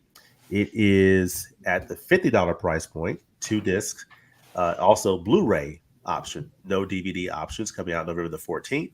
It is coming in with a new 4K digital restoration, which is great. The original, I have the Blu-ray edition, which was out of print. This is one of those Paramount Pictures titles that went out of print for a while. It's a beautiful edition. And so I imagine that the package for this 4K is going to look pretty similar in terms of the same book, or the same artwork, everything, except that you're getting 2 discs. You're getting a 4K disc and a Blu-ray. The 4K is going to include a Dolby Vision, and you're going to get 5.1 surround DTS HD master audio, which is great. And here it says on the Blu-ray DTS HD master audio as well. So I think it's probably the same audio that we got on this release, but of course you're getting the 4K and the Dolby Vision in the new release. This Days of Heaven came out a long time ago, and it was based off of a restored high definition digital transfer. So I'm expecting this 4K digital restoration, 4K to be a pretty nice upgrade. And it's a beautiful film, beautifully shot. It's a gorgeous movie, so I'm expecting it to shine on 4K. So fingers crossed on that. Terrence Malick's a big blind spot for me. I don't think I've seen one of his movies, so I'll definitely. Everybody. Every time he comes out with a movie or somebody talks about his movies, I always say it's either love it or hate it. Yeah, kind of a deal. So I've just kind of never checked anything he's done out. I have a buddy who he was my GTA in film school. This is his all-time favorite movie. He literally cried at the announcement today. Oh. I'm like, really? I'm trying to think what movie would bring me to tears if it got released on 4K. That's already not on 4K, and I'm like, can't think of one. But no, yeah, nothing. I guess for him, Days of Heaven. Yeah, it's my favorite Malick. I prefer Tree of Life to this, but I don't know. Maybe I got one. I like Badlands from him. I like Badlands. Badlands, it's great too. I would love to see that on 4K. I would love to see that get upgraded to 4K. Surf Ninjas would bring me to tears. I got announced on 4K. Why am I on a screen with Ken? He's just laughing and coughing. Or Encino Man. That's one. That's another one. Or Armageddon, if they upgrade that. Yeah. Where is that upgrade? Damn it. Disney. But yeah, so this is now I did check all these special features. They're all this, in keeping with what Criterion usually does with these upgrades. They're all the same features that are on this Blu-ray. So if you already have this Blu-ray and you're perfectly happy with the picture, then this is not necessarily an essential upgrade. I will probably be upgrading it because I'm expecting it to be a nice uptick in picture quality. But if you're happy with the Blu-ray, you're not getting any new features with this release based on what we're seeing here. So you're probably good with what you have. And I'll probably go ahead and grab this one. If you've never picked it up, then hey, you get a chance to experience it for the first time on 4K, and it is a beautiful, beautiful film. I mean, seems like a good movie to dip my toes into Terrence Malick with. Yeah, Richard Gere, it's fantastic. So yeah, Days of Heaven. Wonder who is excited about that. All right. 2 titles come out on November the 21st. And this is the one that I think people are really super duper excited about. This is Martin Scorsese. Our friend Marty is getting another film in the Criterion Collection. I say another because when you click on his name, you see the filmography of Martin Scorsese in the collection here. Of course, After Hours. I mean, we've all talked about that one. It's fantastic. Age of Innocence, I thought was, a satisfying experience. I watched that. I really enjoyed The Irishman. Good film. Good film. Yep. A lot of people didn't like the de-aging. I wasn't too bothered by it. I thought I kind of, in watching the movie, my takeaway from it was great to see them all together one last time. I just wish that maybe they had done it like 15 years ago, when they were maybe a little bit younger. But it's a good movie, but it's very long. By the time you get to the end, I'm like, I couldn't even remember how we started. Yeah, it's very like one of those. I'll give you one better. I saw it in the theater. Yeah. At least I got to break it up in 2 days. I think I watched it like Thanksgiving Eve because it came out that week, I think, on Netflix. And then I watched the rest of it the next day.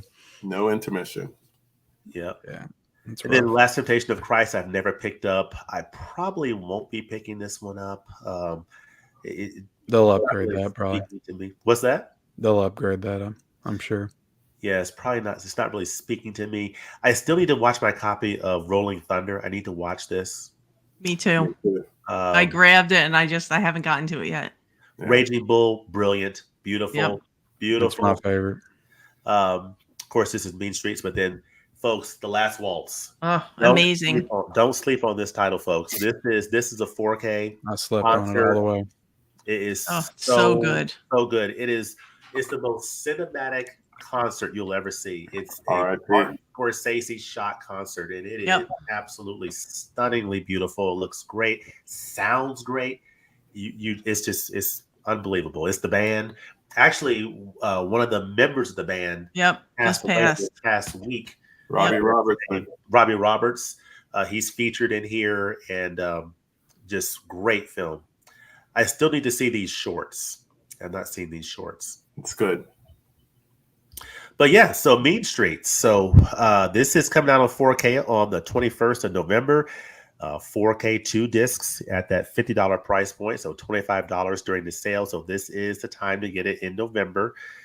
So we'll definitely be picking it up on November 21st. And this is a title that I'll be reviewing on my channel. Ken, you'll probably be reviewing this as well on your channel. Yeah. When I first saw this morning, I almost thought it was fake. I was like, that's not real. Because I literally was just thinking about this exact release coming out in November. And I was like, there's no way they read my mind like that.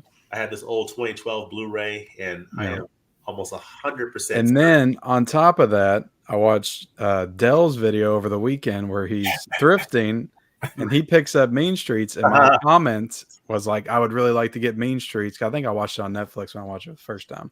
Yeah, I was like, but I know as soon as I do, they'll announce a 4K. Yeah. So I'm going to hold out for the 4K because I'm sure somebody's going to put it out eventually. Yeah. He was sure enough. 2 days later, the 4K. He was in Huck's morning mug live stream this morning when I got the pre-announcement, and I was like, thank you. Shout out to Dell for making the sacrifice on our behalf. No, but I love this movie. I love early Scorsese stuff. I watched Taxi Driver and this one pretty much back to back. I think I watched Taxi Driver first night, and then I watched Mean Streets. Yeah. And I love both of them. So I'm super excited for this. Yeah, that's a good double feature. Taxi Driver and Mean Streets, they kind of go together, pretty nice. Yeah, I mean, Harvey Keitel, Robert De Niro, both of them. So, yeah, great movie. So I'm available on 4K Blu-ray combo pack on Blu-ray, not available on DVD. You're getting a new 4K digital restoration, which is great. I mean, I am 100% confident it's going to look stunningly beautiful compared to this old Blu-ray from 2012. And it is one that I feel like is pretty under the radar for a lot of people. So I think a lot of people are going to be watching this for the first time. Yeah. We're getting Dolby Vision, which is great. Love to see that. Conversation between Scorsese and filmmaker Richard Linklater. Okay. That should be interesting. Commentary featuring Scorsese and actor Amy Robinson. So that's cool. New video essay. Oh, folks. Imogen Sarah Smith. Oh, she's the best. Love her. The best. Okay. Perfect. Is the interview with director of photography Kent Wakeford. That's cool. Get an excerpt from the documentary Marduk, Baghdad to Hollywood, featuring Mean Streets co-writer Marduk Martin, as well as Scorsese and a journalist, Peter Biskin, and filmmaker Amy Heckerling. Amy Heckerling did Fast Times at Ridgemont High. So that's a pretty interesting mix of folks there in this documentary. And then Martin Scorsese, Back on the Block, 1973, a promotional video featuring Scorsese on the streets of New York City's Little Italy neighborhood. Cool. Oh, I wonder. I guess that's back at the time the film was made of him. Okay. Yeah, that's cool. Some nice looking features on here. This is for me. This is the one absolute, no question about it, must get for me for the month of November. I love the artwork on it too. Yeah, freaking awesome. Yeah. The thing that I like is that all the special features really make up for this, because this is pretty bare bones. And I think how they say selected scenes, this was originally a commentary with 3 people. So I think maybe they couldn't get the permission for the third person, Marduk Martin. Yeah. So maybe that's why it's only certain scenes, like they cut out their part of the commentary and kept Scorsese and Robinson. So even if it's the same commentary and we still get all that other stuff extra, I think that's great, because this was just to get rid of the DVD and have something that looks halfway decent on your, new widescreen TVs at the time. Yeah. But, it was bare bones, so there was nothing on it. So I will be happy to pass this on to my daughter. She's never seen it. And add that to my Scorsese filmography collection. Oh yeah. Who put that Blu-ray out? That's a Warner Brothers one. That's why, going back to what we were saying before, it is possible for Criterion to get some Warner Brothers titles. So it is possible. Yep. And I think that commentary with Scorsese and Richard Linklater is going to be fantastic. I mean, we all know Imogen Smith is like, you can't even touch that one. She's awesome. She's gold. But if you watch the commentary on the recent release from Peter Bogdanovich's film Targets, Richard Linklater does an amazing commentary as a special feature, and he's a very knowledgeable guy. So I think to hear him and Uncle Marty sit down and have a conversation is just going to be amazing. I'm really. Is that a new commentary? I've never heard it, so It's new to me. I think I would assume it's new if it hasn't been on any of the other releases. But they don't make it sound like a commentary. It's more like a sit-down conversation, like a conversation, not an in-film commentary, a conversation. Oh, okay. It's 12 years old, but it's new to us. It's new to us, but I think it's going to be from 2011 Directors Guild of America event. Yeah, gotcha. But this is one of the best releases of the year so far. Oh, that's a great one. I just got that in the This is so good. I really enjoyed this one. So good. And Linklater's on there doing a feature, as you said, Stephanie. Yeah, he did a great job with that and like really digging into, because Peter Bogdanovich really started out as a film historian. His nature is he's a film historian. Yeah. And worked his way into filmmaking, which it's a pretty amazing journey that he went on. Yeah. That's one of the things I really appreciate about some of these special features is, it's great to experience the movie, but but you learn more about the filmmaker and like who is this person who made this movie and where were they in their life when they were making it? What was going on with them and what inspired them. It's just sort of interesting, geeky stuff that I kind of nerd out about. That's why we're all here. We nerd out about these things. So it can sometimes really enhance your enjoyment of the movie. Yeah, it does. It does. Because in some cases I may not have enjoyed the movie as much, but when I learn a little bit more about it, I can appreciate it a little bit more. I still don't necessarily love it, but I appreciate it. I've watched some horrible films from Vinegar Syndrome, and then when I watched the 90-minute documentary, I'm like, this is a masterpiece. Yeah, that should have been longer than the movie. I can think of, especially even a Criterion, there was one called Certain Women from Kelly Reichardt. And I didn't really connect with it initially. I was like, what is going on here? And then I watched a sit-down interview with her and like what her process was and what she wanted us to have as a takeaway. Yep. Totally changed my entire opinion of the film. Oh, wow. Went back and watched it. And that's why I tell people the special features are so important to the film, especially if you do feel that disconnect. Yeah. Because sometimes it will explain something that it's like, wow, I would have never known that. Yep. Had I not heard it. So I think that, it really does lend itself to a more well-rounded experience. And that's why we spend our money on things like Criterion, because they offer us that. Yeah. It's good stuff. Yeah. But Mean Streets looks like it's going to be one of the contenders for best release of the year from the or one of those top tier releases of the year from Criterion, up there with it's going to look amazing. And what's that? I said I'm sure it's going to look amazing too. Oh yeah, it's going to look good. The special features look great. It just looks like the total package, and of course Martin Scorsese. So it's going to be great. Robert De Niro, Harvey Keitel, Mean Streets, 1973, coming in at spine number 1198 on November the 21st. So Thanksgiving week. Yep. Nice. All right. 4 titles down, 10 films down, 1 film standing. And this is from director Claude Chabrol, who is not new to the collection. Claude Chabrol has also released other films that are in the collection currently, Les Cousins and Le Beau Serge, that I'm not familiar with. I have not seen either of those films, but the film that is coming out in November, also on the 21st, the week of Thanksgiving, is this film called La Cérémonie. That is very interesting, starring Sandrine Bonnaire and Isabelle Huppert, which is fascinating. This is by Claude Chabrol. It's going to be coming out on Blu-ray and DVD. So this does have a DVD option. You've got a new 4K digital restoration, and this is coming in at spine number 1199. So November stops at 1199 so far as we know, which leaves that question about what's going to be spine number 1200 that a lot of people are going to be wondering about, that I'm wondering about. Are we going to potentially, to your question, Ken, are we going to get some more news potentially about another release in November, maybe a box set that might have that 1200 on it or some other possibly release?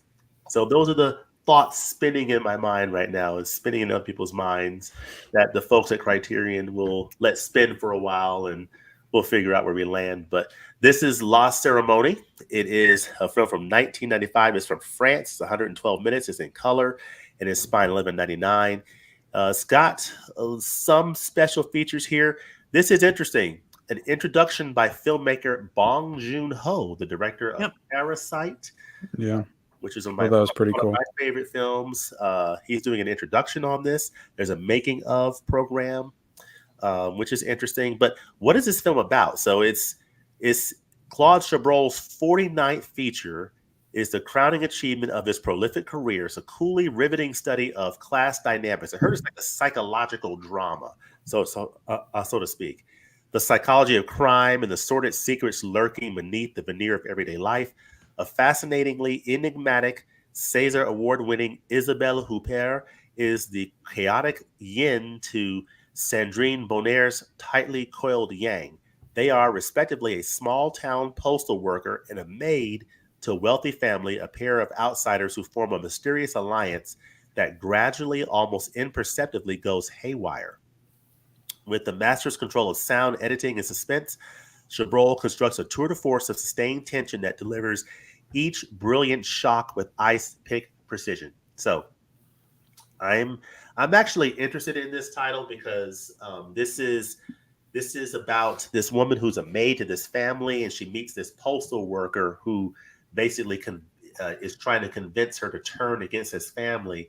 So there's a change in the dynamic and the relationship between this maid and this family. And it's kind of gives me, I'm sure it's totally different, but it sort of reminds me of this film here, The Servant. And I'm just kind of wondering if there's some similarities there, but it's intriguing to me. So this is one that I'm likely to pick up in November along with Mean Streets and that Jackie Chan set. But this one is definitely speaking to me. It is in French, so I'll be reading the subtitles, but it's got some interesting things going on here. I saw them pulling guns, and this film looks like it's going to some dark places. So I am interested to see where this story goes. I wouldn't even know this filmmaker, but I got these 2 Arrow box sets for Claude Chabrol right here. Okay. That I haven't watched. So there's 9 films in there. I checked to see if this was in there, but it's not. But yeah. So, we shall see. This is one that I am intrigued by. It's getting a new 4K digital restoration, so it's coming out on Blu-ray. Surround 2.0 surround master audio soundtrack, selected scene commentary, featuring Chabrol, the director. Got the Bong Joon-ho introduction, archival interviews with the director, with actress Sandrine Bonnaire, and the co-writer. So that's cool. So yeah, get a few features, interesting, intriguing film. So I think a number of people will probably be excited about this particular film, La Cérémonie. So with that, I'm going to come back out and we'll get some more comments and then we'll land this plane. But what do y'all think? Pretty exciting month. Got 5 titles coming out in November from Criterion on the 7th, 2 on the 14th, 2 on the 21st of November. Looks to be a pretty nice mix of films from different directors, and there's some that definitely speak to me, some that could probably pass on for different reasons. I know that as I think about the list, The Last Picture Show, I think it's going to be an excellent release for a lot of people. For me, I already have the 4K from the Columbia set, and I already have the Criterion Blu-ray with those features. So I don't have Texasville, but that may not be enough to pull me into that release. But I know it's going to be great for a lot of people. But as far as the Jackie Chan set, excited about that. Excited about Mean Streets, obviously, and that La Cérémonie. Between October and November, Criterion really killing it. Yeah, it's some good stuff. Jordo's interested in the Walkabout 4K, but I'm going to wait to see what the reviews are on the transfer. I love that movie, though. Okay, cool. And the thing I like about Criterion is it feels like, unlike, some of the other boutique labels, they're not just doing re-releases. They usually have one at least, like, new premiere title that's a 4K that they've never done before. Yeah. That's new in the line. So I like that. Yep. I appreciate that. Like Mean Streets. Yeah. Yeah. Mean Streets. And we got the others. And they've been doing it pretty consistently all year. Yeah. Sweet deal there. See, been huge Princess Bride fan, but I own the Criterion Blu-ray and the imported 4K. Cool. See, Tim says, David, I'll gladly take any recommendations. I'm always willing to try more. Oh, about Westerns. Yeah, keep giving it a chance, Tim. One day we'll bring It'll click with you eventually. One day it will click. Go watch Stagecoach. Yes. That's a good one from the 30s. I like that. Liberty Balance. Really good Liberty Balance. That's one you need to watch, Tim. I think you would actually Liberty like Balance. Yeah, Balance. That's a John Wayne and Jimmy Stewart. That's a good one. Yeah. Fortunately, I kept putting up right on Blu-ray. Oh yeah, me too. You'll get it on 4K. See, great. Good My daughter loves that movie, so I bought her the studio release Blu-ray. Oh yeah, Ken will get the glue stain on the fork. Yeah, I'm just gonna what I got. Tony. Inconceivable. David loves Walkabout. I'd rather a regular Criterion case over that Digibook style. I know people love that, but I'm perfectly happy with the regular case, and maybe just make a nice slip case for it instead. Okay. Sometimes they get beat up on the shelves, the Digibook, do. Or they even show up with the corners bent or banged up, and it could be a little. I don't think there's one that I haven't had some kind of corner. Yeah. Thelma and Louise looks pretty good, but it's even got something a little bit down there. Yeah. In the corner. Yeah. Those are the ones that I ordered directly from Criterion, like during a flash sale. Right. I try to hold off and get like Digibooks on. Yeah, I'm reckless. I'll just order it straight from Amazon. and then complain about it. Take my chances. You'll be like, they've been doing me pretty good. They've been doing me pretty good. I haven't had tell everybody about the trial. Okay, so Tim, everyone be aware what you're in for with the trial. It's a very surreal and doesn't follow a traditional story structure. It's not like many other Wells movies. Okay. Not linear. Not linear. All right, so I'm wondering if it's like Lynchian in that regard. Or, very much so. Which, if it is, I'm fine. I like Lynch, so I can not for everybody though. I know Lynch is not your cup of tea, Ken. He's not particularly. He's not. I like Blue Velvet. Blue Velvet. I got to give him another shot. Yep.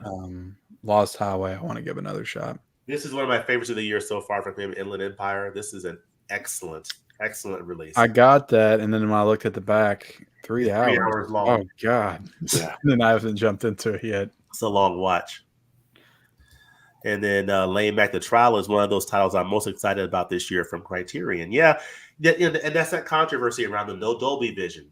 Studio Canal has it, so what do? And you sort of read reviews that say, "Oh, the difference isn't that big," or "Okay, really? I don't know." But so that's what you have to think about in your mind. They did Night of the Living Dead like that last year with no HDR or Dolby Vision. I thought that looked pretty good. Okay. Could have looked better, but it still looked good. Yeah. But yeah, so I think those are all of the comments. I really do appreciate everyone who has joined tonight. And I really appreciate this panel here. I mean, you guys really appreciate y'all joining tonight. There's a lot of excitement around these titles for, Criterion. And I just think Criterion's ending the year, pretty strong. I was thinking the other day, do I feel like this is like one of their best years? And I'm not feeling like this is like, the greatest year ever, but it's a solid year from Criterion so far. And I'm really enjoying it, I it's still just like everybody else. Go ahead, Kevin. It was a super strong year. The Denzel releases. Think about it. We ended up complaining that Arsenic and Old Lace was bare bones. Yeah. That was our biggest complaint about a really good movie. Yeah. Mm-hmm. Yeah. But yeah, so it's just it just keeps rocking along. But let me see here. I'm looking at my notes here. I don't want to miss anything. We went through the releases. We talked about some of our favorites of the year so far. So I wanted to, before we wrapped up, I just wanted to see what final thoughts each of you had, and just tell us a little bit about what is coming up on your channel. So let me start with Mr. KB. I'm going to do the solo layout. Is that how we do it? Yeah. What is coming up on your channel? Hope you feel better. Thanks again for joining tonight, KB. Where is it? I want to thank Modern Medicine. Oh, there we go. For my antibiotic / Thermaflu for COVID. Yes. KB Loves Movies, IG, YouTube. Jodo, if you're still in the chat, yes. I've been doing a new series called So I Watched That Movie. You know, from my conversations, I get a lot of recommendations, movies I never seen or don't remember seeing. So I've been watching them and then inviting that person back on just to do a quick little chat, less than an hour or so. So Jodo and I are going to talk about a movie, you know, with the recent passing of Mr. Freakin'. Everyone is going to The Exorcist and French Connection. Well, we're going to talk about Cruising, starring Al Pacino. Love that movie. Do that tomorrow. And I'm starting to send out invites for spooky season. I said it the other day. I'll say it again. I am going to do the Audacity challenge on myself to put out a live stream 31 days in a row. Wow. Oh, that's epic, KB. Damn. So we're going to have spooky season conversations all October. Some of them will be pre-recorded. Some of them will be spooky season adjacent. So like I'll be on Dell's movie swap one day because I'm finally going to watch Candyman. Yes. Okay. But, I need to watch that too. So I'm really looking forward to it. So I'm gearing up. I'm already starting to watch movies that people have suggested they want to talk about. So be good. Poughkeepsie tapes. That's all I got to say. Oof. Yep. Wow. I got to watch that one. Oh my God. If you never seen that? I've always heard about it. Yeah. Oof. Yeah. Stephanie. Yeah, Cruising, though. I love that movie. Yeah. I've been thinking about it like ever since I watched it last week. Yeah.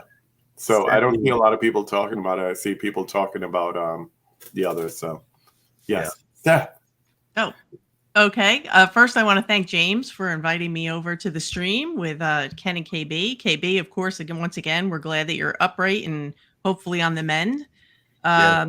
Movie Chatter over on YouTube and Instagram. You can find me over either place.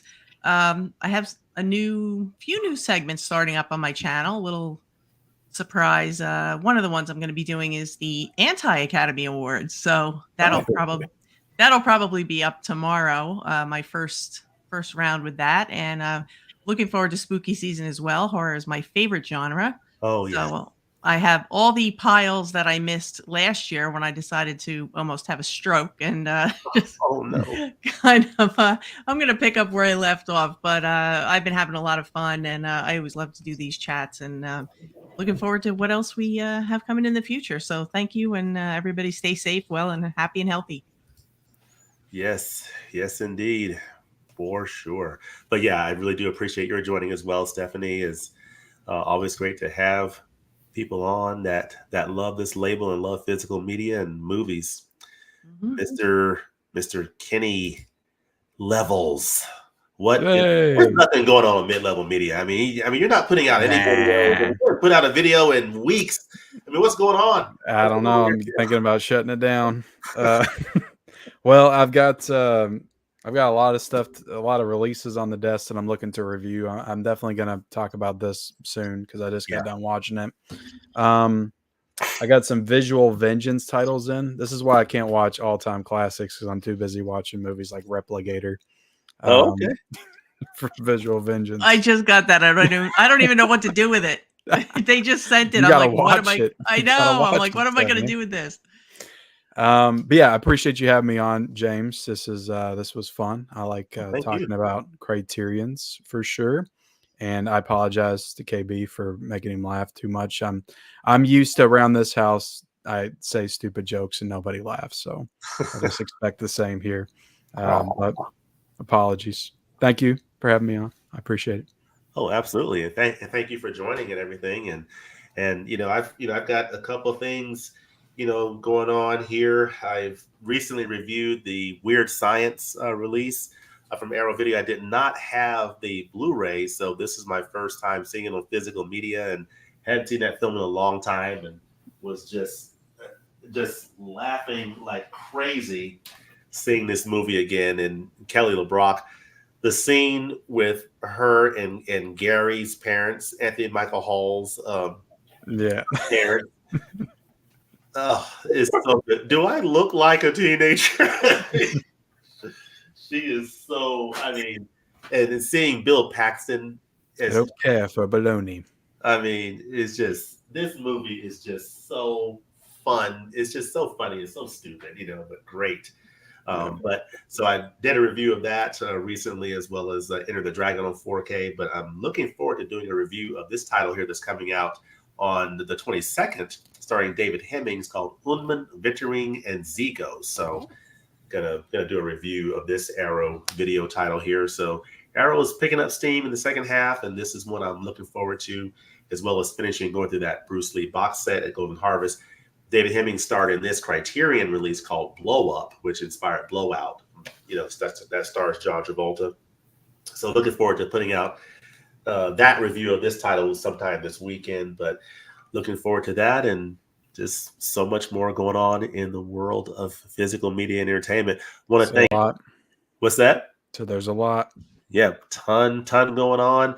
Physical media is alive and well. We keep it going, and I really do appreciate everyone, KB, Ken, Stephanie, everyone in the chat. Thank you for joining tonight. Keep enjoying amazing movies, and hope you enjoy the rest of your Tuesday night and the rest of the week. And we'll see you next time at the movies. Peace, everybody. Bye, everybody. Bye. Go watch the movie. Go watch a movie.